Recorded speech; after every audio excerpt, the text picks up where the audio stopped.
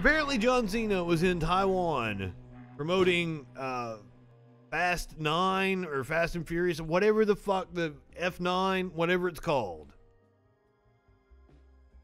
I'm sure John Cena wishes we couldn't see him right now. He's feeling awfully embarrassed. He was in Taiwan, and he referred to it as a country, which it is. Now, China doesn't recognize it as a country. China thinks it's a territory, much like Tibet, that belongs to China.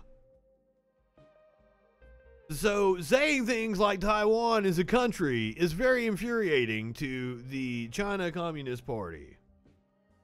So John Cena, which we're going to get into the juxtaposition of the China Communist Party and how this is 100% a story about capitalism. So John Cena, to make sure that the movie, which is set to do way more business in China than it is here in the U.S., had to make sure they know he was sorry about that. 你好，中国，就是叫希娜。我必须说，现在，在速度与激情中，我做很多采访，很多，所以在一个采访，我。 First of all, there is no denying John Cena's talent, and he is doing a fantastic job of speaking Mandarin. I'm sure he rehearsed the fuck out of that. He is nailing it. Breaker can't see him. 所有人问我，如果我可以用中文，Everyone asked him if he could use Chinese. 有人给我很多资讯 information. What he means by everyone was that the movie studio, which wants to make sure that F9 still airs in China, or is screened in China, whatever you want. Apparently, it's way bigger in China than it is here. If it wasn't for China, the movie franchise would be over, I guess. So they got to make sure they make their money. The ghost of Jim Varney. No. As much as I like John Cena, Jim Varney was a better actor. And I think we can all, everybody in the chat can agree with that, right? Ernest P. Worrell was a much better actor than John Cena. And John Cena is by far not my favorite wrestler, but I mean, I can't deny it. You know what I mean, Vern? You agree, everybody agrees with that, right? Jim Varney. Far more talented actor. Has John Cena been in Toy Story? I don't know. He probably has been in Toy Story. Jim Varney was, goddammit. 我很抱歉对我的错误，对不起，我很抱歉，你必须了解。So he is a cuck. 很尊重中国跟中国。 He really loves China and respects them. That was kind of racist of me. I apologize for that. That was me trying to mock John Cena doing Chinese, and by proxy, like, it came out sounding incredibly racist. And like, because that's one thing that the propaganda by the U.S. is like, China is not this monster that they make it out to be. I know a lot of Chinese people. There's a lot of them in our schools. But like, China right now is the worst of capitalism and the worst of socialism combined. Communism, to be more exact. That is one of the reasons why I think democracy is, well, everybody's kissing China. Matt and Trey are the only people that aren't kissing China's ass. The NBA, it's the same thing. The coach had to apologize for the Hong Kong. Now, Hong Kong's a little different scenario. Hong Kong literally does belong to China. They're in, like, it's like some kind of 50-year takeover, because Hong Kong was a British territory that, you know, Britain stole when it was the empire. They had an agreement to give Hong Kong back after like 100 years. That's a different China, sir. I would have ate China's ass as well. Joni Lorner, yes. I saw a meme the other day that was like, would you still have sex with Sonny? And on the bottom it was Daniel Bryan. Yes, yes, yes. Yes. Matt and Trey are real American heroes, and rip to Joni Lorner. I'm a huge China fan. I actually, in the lead up to WrestleMania this year, I watched WrestleMania, I watched 17 and 15. 17, that's where, like, she was, like, the tippy top. She had that badass music. She came out with that cannon. And, like, that was China at her peak, and I'm like, my God, was that woman fucking awesome. But we're here to bitch about China, goddammit. But I hate the way, like, all the right-wingers are framing it as this is like the evils of communism.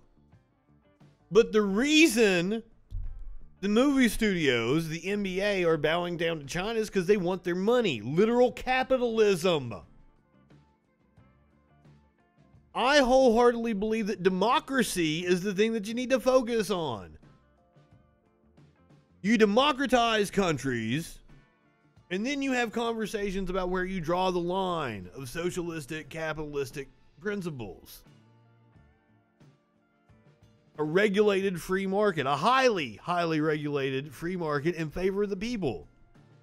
I think that's where I stand. I could be sold on a socialist platform, but where I'm at in America, I mean, that's a complete rehauling of the system.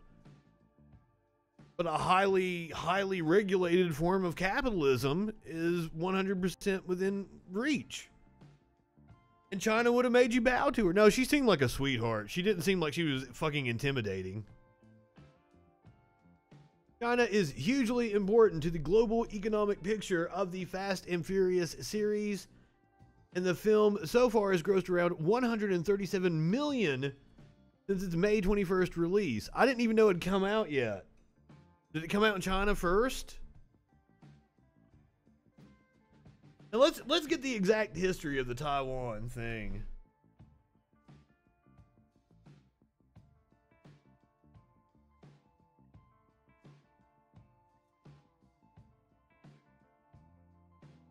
Wait, no. That's not what I wanted.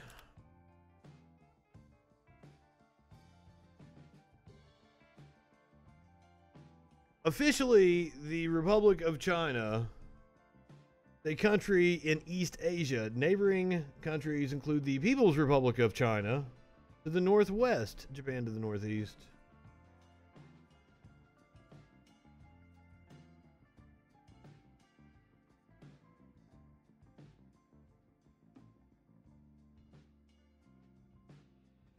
The political status of Taiwan is contentious. The ROC no longer represents China as a member of the United Nations, after UN members voted in 1971 to recognize the PRC instead, the People's Republic of China, what we know as mainland China. Man, like, if people enjoy the Fast and Furious series, like, I mean, why, like, we can make jokes about it, like, fuck. It's good fodder. I don't give it, like, I can exist in a world, I've never even watched a Fast and Furious movie. But if there are people that enjoy it, fucking have at it, man. I'm sure, like, if I was to watch one on the 4K TV with the surround sound and everything, I bet it would be badass. At least for that experience. I don't think it, like, I personally like psychological horror movies myself, psychological thrillers, so I don't think it's gonna really catch me. Taiwan is claimed by the PRC, which refuses diplomatic relations with countries that recognize the ROC.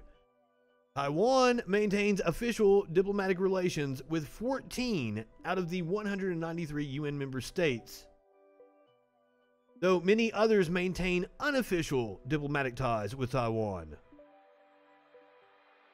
International organizations in which the PRC participates either refuse to grant membership to Taiwan or allow it to participate only on a non-state basis under various names. Domestically, the major political contention is between parties favoring eventual Chinese unification and promoting a pan-Chinese identity, contrasted with those aspiring to independence and promoting a Taiwanese identity, though both sides have moderated their positions to broaden their appeal.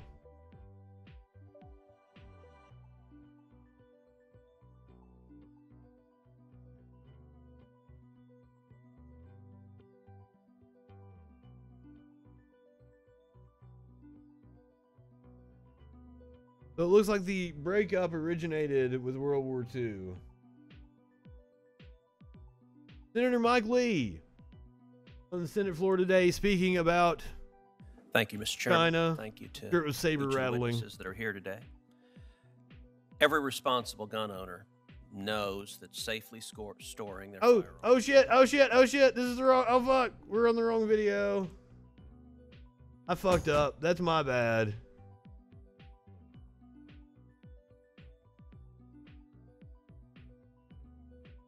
Because we're gonna get to that Ted Cruz video. Holy shit.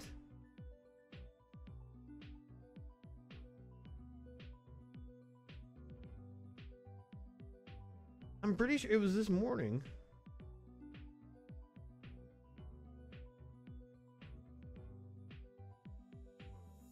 My apology, guys. Oh, here we go. Here's Senator Mike Lee on China. Mr. President of the United States. Speaking about, Xi Jinping, better known as Winnie the Pooh. Is at a crossroads in our strategy to counter the threat posed by communist China. And it's vital that we place ourselves in a position to compete with China, to be sure. But it's equally important that we consider just what kind of game we're playing and just what kind of competitor we aspire to be. The bill before us, the Endless Frontier Act, aims to counter China primarily by boosting technology research and development. No doubt, these are important components of any strategy to counter China. But unfortunately, it goes about it in the exact wrong way, trying to beat China at its own game and taking us across a frontier that we ought never traverse. What does that mean? In fact, models of some of China's own bad strategies are emulated in this legislation. Strategies that are in exact opposition, direct Well, if they're opposition beating us, are they really to bad American strategies, principles and Senator American Lee? ways of life. Let's consider some of the hallmarks of communist China. In every aspect, the Chinese regime That's grows nine. and centralizes the power of government at the expense of free citizens and free markets, an experiment that has expanded into dangerous and even deadly. Wait. The free market is dictating that you suck China's cock. Have you not noticed that? The free market dictated to John Cena that he needs to bow down and be a little cuck. Territory. Take, for example, China's record on human rights. China has gone so far as to enslave and subject the Tibetan and Uyghur people to forced labor, re-education, and torture. Under China's infamous... That's weird. I encourage everyone in my chat to look up how much shit in this country is made by prison labor, how much they pay those inmates, the fact that the Constitution doesn't outlaw slavery outright. It has a little carved out exception there. And that we have the largest prison population in the world. You're bitching about authoritarian China. We have more people in shackles than China, with like a third of the population. Just wanted to point that out. one-child policy. It has brutally and barbarically forced families to undergo IUD implantation, complete sterilization, and abortion. A woman told me she had an IUD one time, and I fucking ducked behind the bed because I thought she meant IED, an improvised explosive device.